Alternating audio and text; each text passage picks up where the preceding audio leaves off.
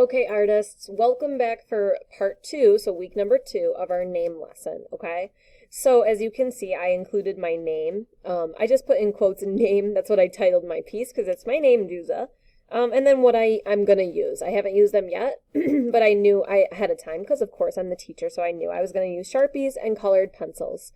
So basically what you're gonna do for this week now, you have your awesome name, and you have your awesome objects that you turned it into. So now you're going to trace it in some way. So I am going to use a fine tip black Sharpie for mine because it's fairly small. But you have options here. You can use anything black. So any black Sharpie, any black marker you might have. Here's another example. Or it might just be a black pen. Okay? Whatever you can find available to you. That is what you will use for this project. And I am going to try to get my Sharpie to work here. There it goes. I'm going to begin tracing all of my awesome work. Now remember, when you trace over pencil, you might not always perfectly trace over those pencil lines. So your next step always is going to be to go back in with an eraser and erase away any pencil lines that you may have missed. Okay, and that just kind of helps make your work look a little bit neater. I'm not going to trace all my letters for this example because you'll be here forever just watching me trace. But you will definitely trace all your letters. And you can see in my teacher example my completed work and what your project should look like at the end, okay? Obviously everyone's is going to be different because we all like different things. We may have drawn different objects and we have different names too.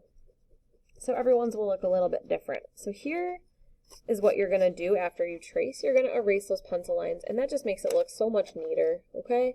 So you'll do your whole name, not just some of the letters. You'll do the whole thing. It's going to look something like that. And now you are to the fun part where you get to add color, okay?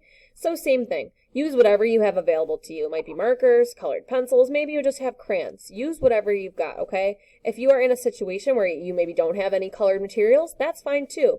Leave it just traced and you can write me a little note or you can just type a note into our Google Classroom and say, hey, Miss Duza, I didn't have any colored materials, okay? And that way I just know that you didn't have them available and that's totally fine too. So I am going to go in now and I am just going to take my time with it.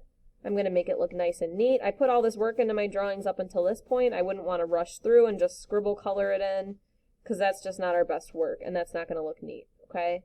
So I'm taking my time and I am going to color in my watermelon and I'm going to add some pink in here too. So I'm going to play around with blending and you can certainly have some fun with your colors here. You can blend colors together. As long as it looks neat, that's what I care about, okay? And that you're taking your time. And the watermelon rind would be green. Maybe I'll make those inside pieces a darker green.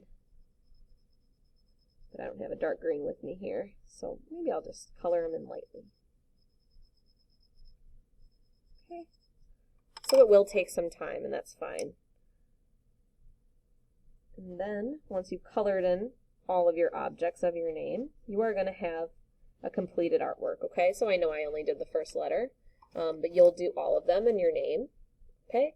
And then you'll have a completed artwork for this project, okay? So don't forget your name, a title if you want to give it a title, or you can just call it name, just like I did. And then you're just going to tell me what you used, okay, to trace and to color in. And then you are all set. You'll take a picture with your Chromebook, and you will upload it through our Google Classroom, under name lesson, and this is name lesson part 2, okay? So the color is part 2. And then you are all done with this name project. Nice work.